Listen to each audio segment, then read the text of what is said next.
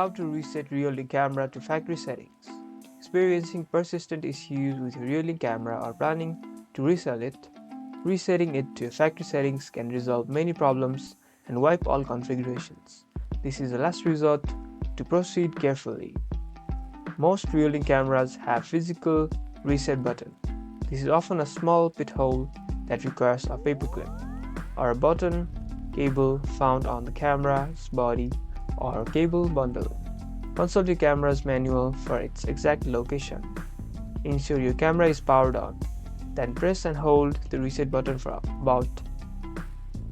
about 5 to 10 seconds until you hear a voice prompt like reset succeeded or restored to factory settings. This confirms the reset has begun.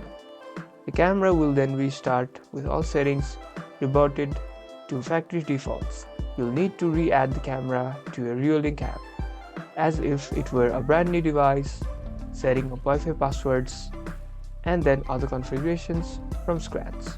This gives your camera a completely clean slate. You'll successfully reset your Reolink camera to factory settings, resolve stubborn issues or prepare for a new owner. Like and subscribe for more Reolink troubleshooting guides.